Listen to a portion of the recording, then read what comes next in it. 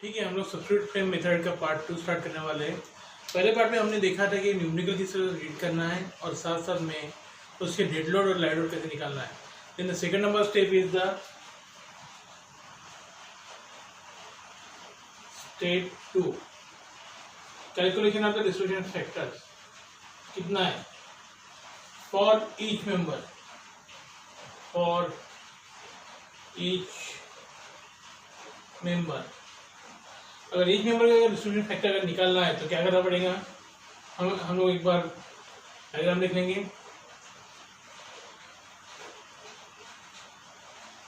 ये हमारे डायग्राम थे, ये A B C D, here the our column E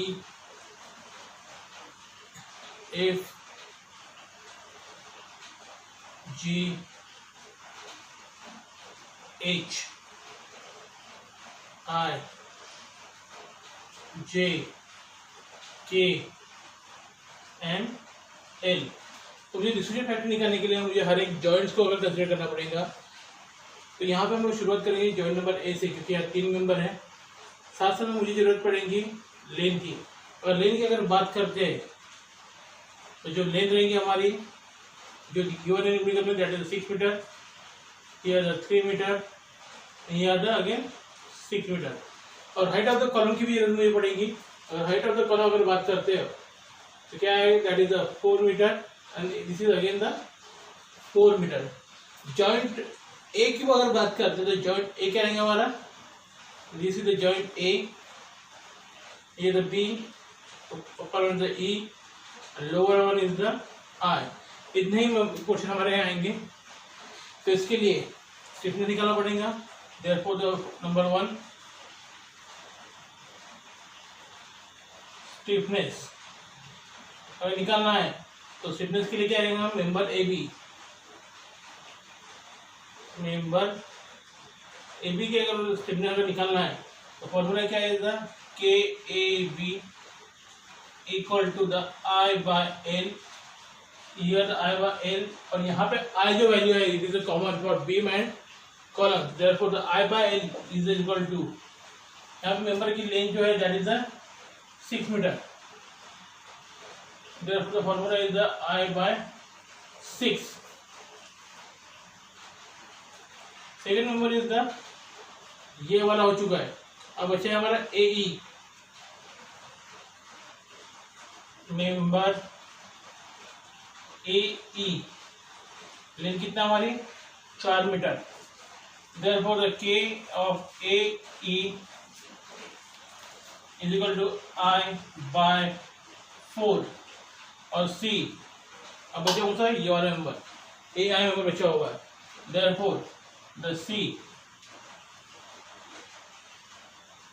member A I, length कितना है 4 metre, therefore the K A I is equal to I by 4।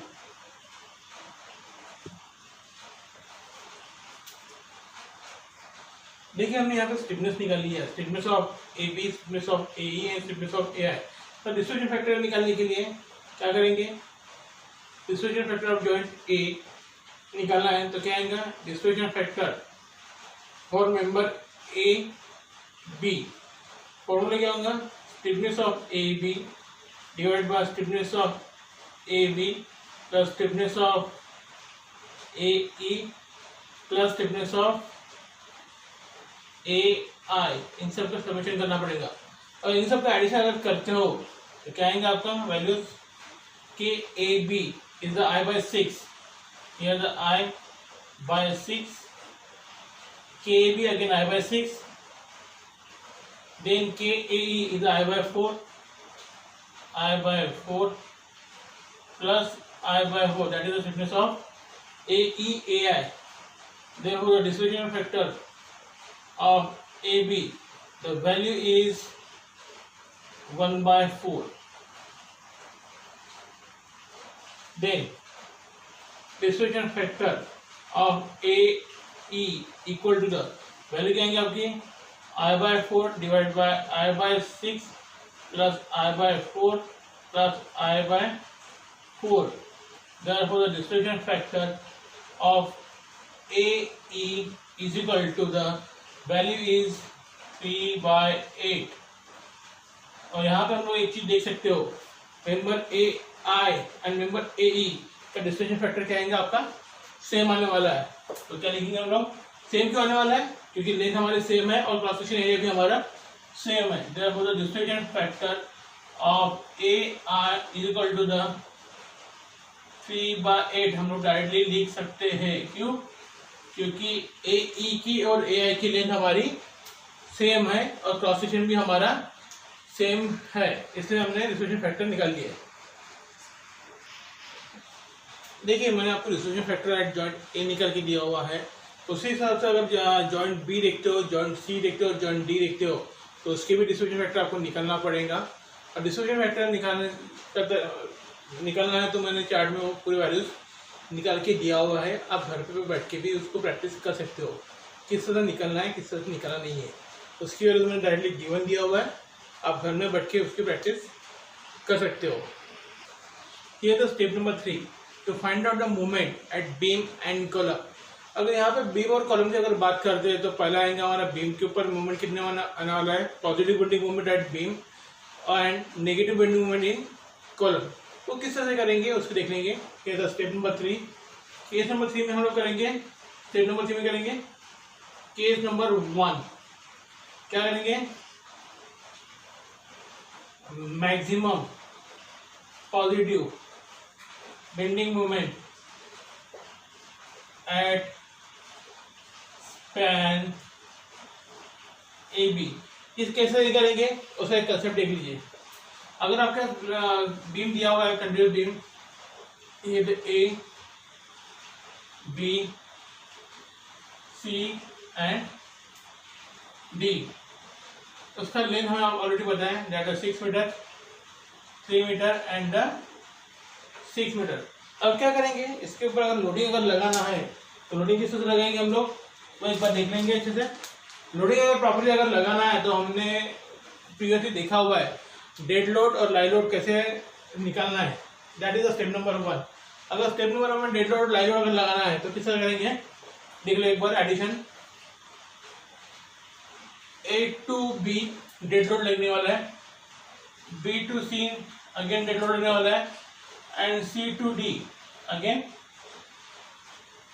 Dead load लगने वाला है। A to D मेंबर पे dead load लगने वाला है, लेकिन हमारा मेन कंसेप्ट क्या है, maximum positive bending moment at span A B अगर निकालना है तो जो डेड लोड लगने वाला है, तो डेड लोड कहाँ लगने वाला है, तो ये गेस कर पाएगा। तो गेसिंग है जहां पे आपको बेंडिंग मोमेंट निकलना है उसके ऊपर हम क्या करेंगे, लाई लोड। तो here the live load, that is your lie load. और यहाँ पे क्या करेंगे, अल्टरनेट स्पैन पे यहाँ पे भी हम लगाएंगे लाई लोड। यहाँ पे क्या हो जाएगा, अगर दोनों की भी अगर एडिशन देखते हो, that is the live load. क्या होगा, the addition is the dead load plus live load, पूरा मिल जाएगा। यहाँ पे सिर्फ डेड लोड मिलेगा और यहाँ पे क्या आएगा, dead load plus live load. अगर डेड लोड की अगर बात करते हो तो डेड लोड कितना निकला हुआ हमारा पहले, dead load is the 13.1 kilonewton metre and the live load जो हमारे कैलकुलेशन के हिसाब से निकला हुआ दैट इज 6.3 किलोन्यूटन मीटर।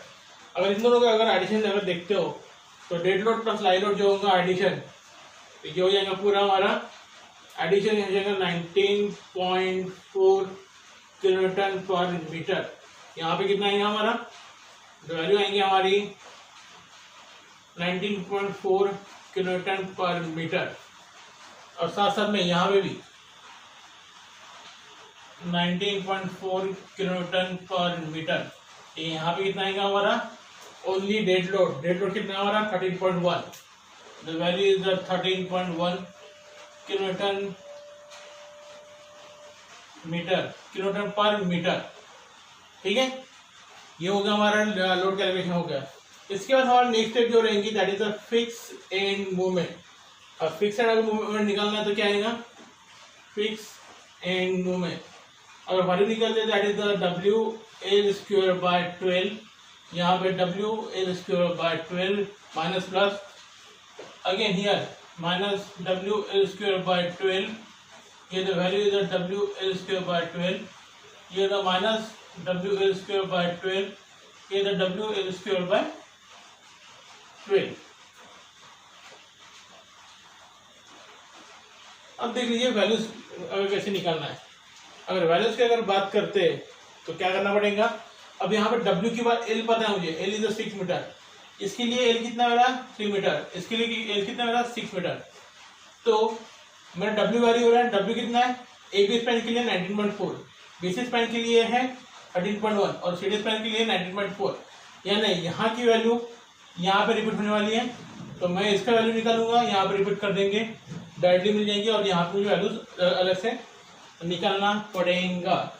अब वैल्यू अलग से अगर निकालना है तो कैसे करेंगे, एक बार देख लो। तो यहाँ पे क्या करेंगे, here the moment minus W कितना मेरा, W इज 19.4, अलग से कर दो, minus W L square by 12 equal to the minus इसके लिए 19.4 multiply by length, length is 6 metre, 6 square divided by 12।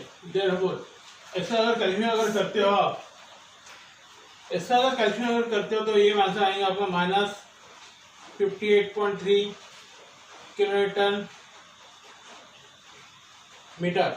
अब ये किलोमीटर मीटर कहाँ से आ गया, इसका अगर बात करते हो तो डब्ल्यू किलोमीटर पर मीटर, ये वाले वैल्यूज यहाँ से, तो लेकिन किसमें मेरा मीटर का पावर स्क्वायर है, ये कट जाएगा, ये कट जाएगा, तो वैसे कि हमारा किलोमीटर मीटर, इससे हमारा यूनिट है किलोमीटर मीटर। तो अगर इसकी प्रॉपर्ली अगर कैलकुलेट करते हो लिख दो तो क्या करेंगे, हम लोग वैल्यू लिख सकते हैं, डायरेक्टली हम लोग वैल्यू लिख सकते हैं।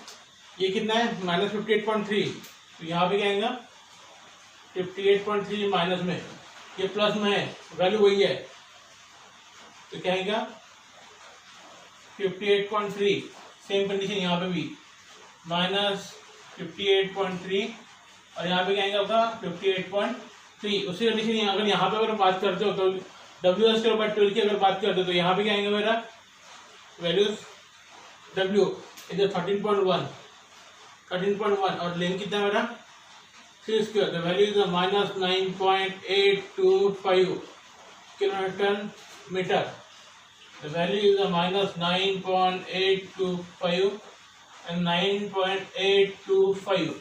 This is my fixed end movement for the particular beam. देखिए यहाँ पे हमने क्या किया हुआ है, पूरा चार्ट निकाल लिया हुआ है, या तो A B C D joints, और साथ साथ में यहाँ पे हमने क्या किया हुआ है, distribution factor A B, distribution factor A E, distribution factor 3/8 वही निकाल लिया हुआ है हमने। तो सारी चार्ट में हमने प्रॉपरली वैल्यूज लिख लिए हुए हैं। ये अगर B distribution factor B A, distribution factor B नीचे वाला column, distribution factor upper column, C के लिए C B C D lower column and upper column. तो यहाँ पे हमने पूरी वैल्यूज निकाल लिया हुआ है। साथ साथ में फिक्स एंड मूवमेंट भी हमने क्या किया हुआ है यहाँ पे लिख लिए। अब इसको बैलेंसिंग कैसे करेंगे, बैलेंसिंग करने के लिए क्या करेंगे, यहाँ पे 58.3 माइनस ये value fixed movement multiply by distribution factor. अब डिस्ट्रीब्यूशन फैक्टर किसका लेना है, बीम का लेना है, तो यहाँ पे 1/4 आएगा, कॉलम के लिए तो यहाँ पे 3/8 आएंगे डिस्ट्रीब्यूशन फैक्टर, यहाँ पे भी 3/8 आएगा। अगर 1/4 अगर मल्टीप्लाई करते हैं यहाँ पे बीम के लिए अगर निकालते हैं दैट इज 1/4, अगर 1/4 करते हो तो यहाँ पे आंसर जो है दैट इज 14.575। एमडी हमारा कंसेप्ट लगाया हुआ है, आंसर माइनस आने वाला है तो उसको हमने पॉजिटिव किया हुआ है। देन हियर 21.863 अभी कैसा है माइनस 58.3 मल्टीप्लाई बाय 3/8 ये वैल्यू है ये, तो same condition minus 58.3 multiply by 3/8 the value is the 21.863। ठीक है, अब यहाँ पे आएंगे, इन दोनों का summation 58.3 minus 9.825 multiplied by 1/6. The answer is minus 8.078. अब यहाँ पे अगर निकालना है तो दोनों का डिफरेंस निकालेंगे, मल्टीप्लाई बाय 1/4 करेंगे तो आंसर आने वाला है -12.118।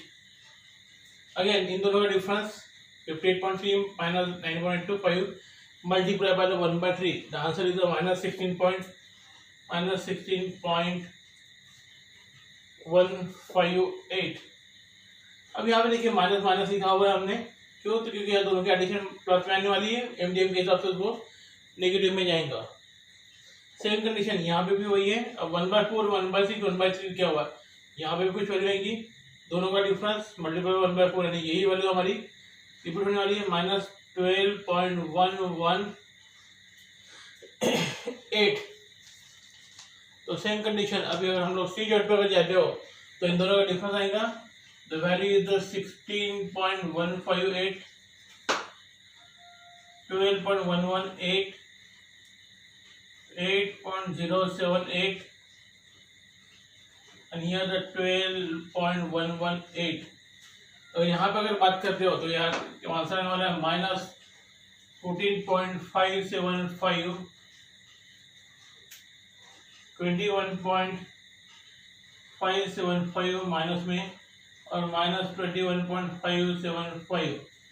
ये चीज होने के बाद हम क्या करेंगे, इसको कैरी ओवर करेंगे। कैरी ओवर कितना आएगा हमारा, हाफ से, लेकिन सिर्फ बीम के लिए आएगा, कॉलम के लिए नहीं आएगा। सिर्फ बीम के लिए करेंगे, कॉलम के लिए नहीं करेंगे।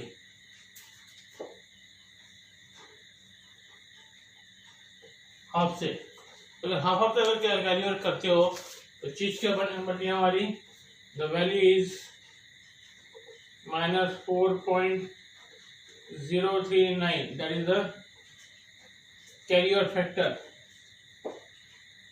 7.288, इसका हाफ यहाँ पे, और 16.158 का हाफ इधर -8.079, इसका पॉजिटिव यहाँ पे 8.079। देन इन दोनों को यहाँ पे तो क्या आएगा, माइनस क्या आएंगे कैरी ओवर में -7.288 एंड 4.039। ठीक है, अब यहाँ पे देखिए हमने यहाँ पे कैरी ओवर किया था, इसका हाफ यहाँ पे लाया था, इसका हाफ यहाँ पे लेके गए थे, इसका हाफ यहाँ पे, इसका हाफ वहाँ पे, सेम करने हाफ और कैरी ओवर किए थे। कैरी ओवर करने के बाद अगेन बैलेंसिंग करना है, तो बैलेंसिंग करने के लिए क्या करना है, ये वैल्यू -4.039 मल्टीप्लाई बाय 1/4 1.009 आएगा। दिस वैल्यू 4.039 मल्टीप्लाई बाय 3/8 1.515 आएगा। यहाँ पे भी 3/8 हो गया, 1.55 आएगा, 3/8 के यहाँ पे भी 1.515 आएगा। तो सेम कंडीशन इसके लिए भी क्या हुआ है, यहाँ से निकले हुए हैं, दोनों का डिफरेंस मल्टीप्लाई बाय 1/6 यहाँ से निकला है, दोनों का डिफरेंस मल्टीप्लाई बाय 1/4 यहाँ से निकला है, दोनों का डिफरेंस मल्टीप्लाई बाय 1/3 यहाँ से निकला है, दोनों का डिफरेंस मल्टीप्लाई बाय 1/4 यहाँ से निकला हुआ है। इसी तरह से हमने पूरे न्यूमेरिकल हमने क्या किया हुआ है, सॉल्व किया हुआ है। अब सॉल्व होने के बाद में हमें क्या करना पड़ेगा, फाइनल आंसर। और फाइनल आंसर कैसे करना है देख लीजिए एक बार। फाइनल आंसर क्या करना पड़ेगा, इसका और इसका एडिशन कितना आ रहा है आपका 23.378 कॉलम के लिए। बीम के लिए, ये बीम के लिए ये वैल्यू आ रही, ये वैल्यू आएंगी, ये वैल्यू आएगी, तो ये क्या होगा, मोमेंट एट ए, अगर यहाँ पे लिखते हो तो ये moment at A to B, और यहाँ से अगर लिखते हो तो moment at B to C. Same condition, moment at C B to C, moment at B to C, moment at C to B. Same condition यहाँ पे भी आएंगे आपकी, moment at C to D, moment at D to C. ठीक है, अब moment at A B की value अगर निकालते हो तो क्या करना पड़ेगा, 1 2 3 4, जो राइट किए हुए आंसर है, टिक किए हुए आंसर है उसके एडिशन, जो कि आ रही है हमारी -46.755 kilonewton meter, that is the kilonewton meter। BC के लिए, मोमेंट एट BC के लिए क्या आएगा, 1 2 3 4 का addition, that is the 54.95। Then इसकी और इसकी एडिशन -15.96, ये the -15.96। Then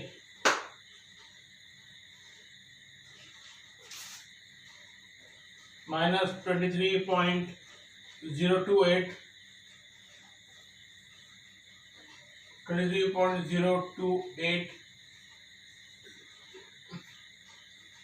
15.96 -54.95, 46.755, and the last one is the -23.378, -23.378, 15.96। These are the moment distribution method calculations। अब देखिए हम लोग हमारे फाइनल स्टेज पे आ गए हैं। Maximum bending moment at span A B निकालना है, तो क्या करेंगे हम लोग, अगर स्पैन ए बी अगर निकालना है तो लोड देंगे हम लोग। अब लोड कहाँ का देंगे, हमें ऑलरेडी पता है, ये तो ए बी सी डी पता है, लोडिंग पता है। ये जो लोडिंग है हमारा 19.1 किलोन्यूटन पर मीटर, ये निकला हुआ हमारा only dead load, that is 13.1 kilonewton meter. और यहाँ C to D again dead load plus live load जो हमने शुरुआत में किया था, दैट इज द 19.4 किलोन्यूटन पर मीटर। ओके, और साथ साथ में इसकी जो लेंथ है that is 6 metre, 3 metre and again the 6 metre. अब इसका अगर मैक्सिमम बेंडिंग मोमेंट की डायग्राम निकाल दे, तो मैक्सिमम बेंडिंग मोमेंट की डायग्राम अगर ए बी के लिए अगर निकालते हो तो क्या आएंगी, that is the parabolic curve and here the value is the WL²/8। साथ साथ में फिक्स एंड मूवमेंट की अगर बात करते हो, साथ साथ में अगर फिक्स एंड मूवमेंट की अगर बात करते हो तो फिक्स एंड मूवमेंट की भी कैलकुलेशन हमारी आ चुकी है। फिक्स एंड मूवमेंट की अगर वैल्यू अगर देखते हो, द वैल्यू इज द -46.755 और यहाँ पे आई हुई है 54.95, 54.95। और WL²/8 की अगर वैल्यू निकालते हो तो कैलकुलेशन आएगा हमारा WL²/8 equal to the 19.4 multiply by length is the 6 square divide by 8, the value is 87.3 kilometre metre. तो हम क्या करेंगे, वैल्यू लिख लेंगे हम लोग यहाँ पे, द वैल्यू इज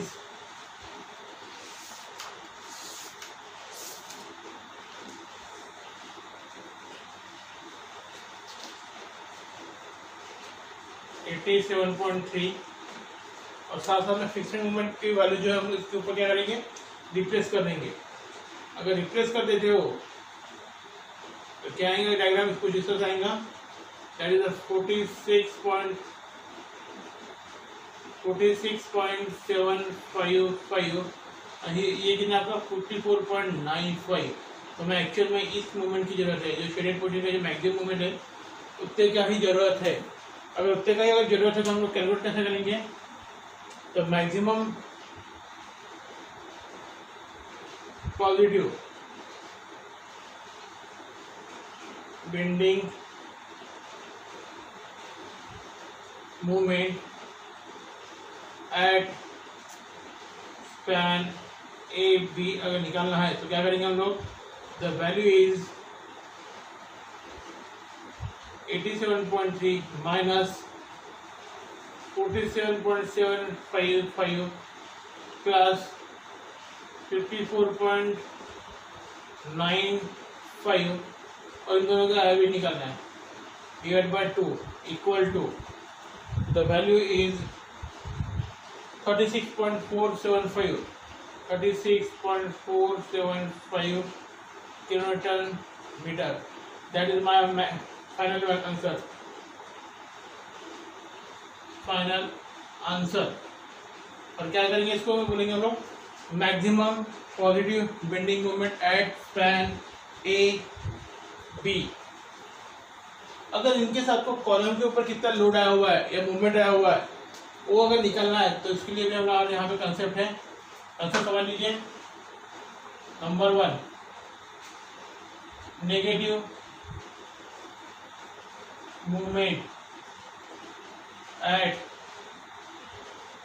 कॉलम 1। अगर इनकेस अगर आपको पूछा हुआ है नेगेटिव मूवमेंट एट कॉलम 1 तो क्या करेंगे, देखिए यहाँ पे वैल्यू कितना हुआ है ए के ऊपर में, कॉलम 1 एट ए के अगर बैच करते हैं तो क्या आएगा, movement is the -46.755 kilonewton metre. तो जो ये जो नेगेटिव मूवमेंट आने वाला है कॉलम ए के ऊपर में due to heavier dead load, वही लिखेंगे हम लोग।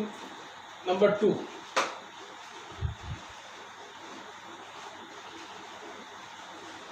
Movement at column 1, upper column 1 and lower column 1 की अगर बात करते हो तो आपकी जो वैल्यू आने वाली है that is the 23.378 kilonewton metre. ठीक है, और ये डायग्राम ये कहाँ से बनेगा, इससे प्रीवियसली आपने जो चार्ट निकाला ड्रॉ किया था या कैलकुलेट किए थे वहाँ पे आपको ये कॉलम मिल जाएगा मूवमेंट एट ए में, that is the movement at column A. Number 3, अगर आपको रिएक्शन निकालना है तो रिएक्शन भी आप निकाल सकते हो। कहाँ पे, जहाँ पे लोडिंग मैक्सिमम लगने वाली है वहाँ पे। अब रिएक्शन कहाँ पे आने वाली है आपके, ज़्यादा ए बी पे यानी ए पे, तो आप रिएक्शन एट आर ए निकाल सकते हो यहाँ पे। अब कैसे निकालेंगे, तो अगर आप प्रॉपर्ली अगर देखते हो तो यहाँ पे क्या आएगा आपका आर ए आएगा और यहाँ पे क्या आएगा आपका आर बी आएगा। तो अगर डायग्राम और प्रॉपर्ली अगर देखते हो, here the RA and here the RB, the value is the 19.4 और ये कितना आपका 6 मीटर। तो इसके अगर कैलकुलेशन अगर प्रॉपर्ली अगर देखते हो तो किस तरह से आएंगे, देख लीजिए एक बार।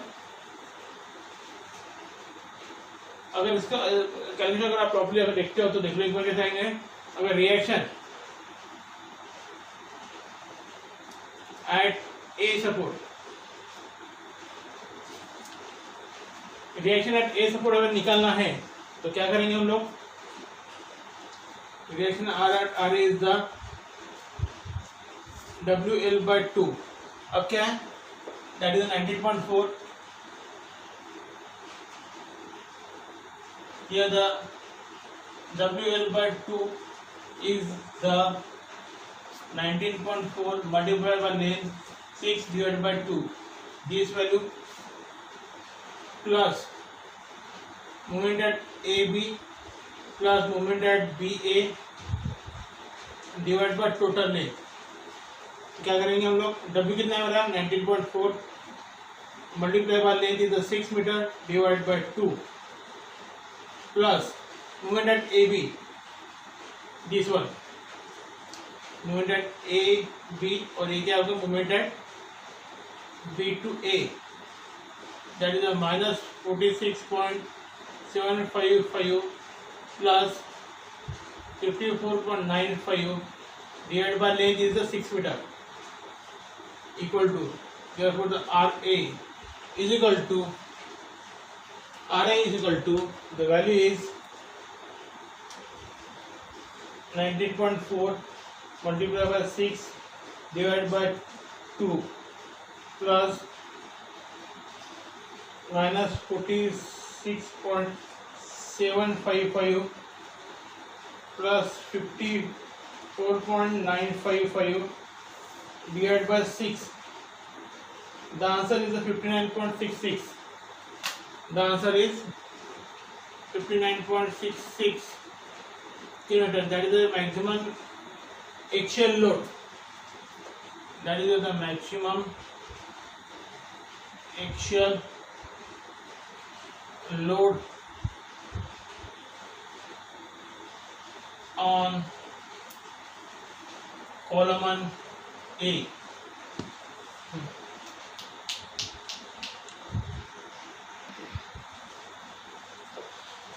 अभी देखिए हमने एक ही केस में दो केस सॉल्व करने की कोशिश किया हुआ है.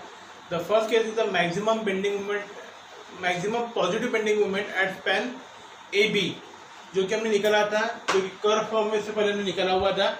और सेकंड केस जो थी हमारा maximum negative moment at column and the maximum support reaction, जो निकालने के लिए सेकंड केस थी हमारी, वो भी हमने यहाँ पे निकाला हुआ है. देखिए ये चीज़ क्या हो गया हमारे maximum negative bending moment at column ए. कौन सा है? This one. They moment at column ए, जो कि आपने प्रीवियसली देखा होगा, यहाँ पे कुछ आंसर आते थे अपने बॉक्स में, वो आंसर लिखे हुए हैं. देन रिएक्शन एट ए पे अगर रिएक्शन है तो यहाँ पे देखिए इस बीम में दो रिएक्शन आएंगी, ए पे और बी पे. लेकिन बी पॉइंट पे अगर बात करते हो तो बी पॉइंट पे दो रिएक्शन आएंगी, मेंबर ए बी के लिए और मेंबर बी सी के लिए. लेकिन आगे किसके लिए आएंगी? सिर्फ एक के लिए आएंगी, दैट इज ए बी के लिए. तो उसी कंडीशन पे ए पे जो मैक्सिमम रिएक्शन आने वाली है, लोडिंग आने वाला है, उसके लिए हम लोग कैलकुलेट किया हुआ है. This calculation is written over here.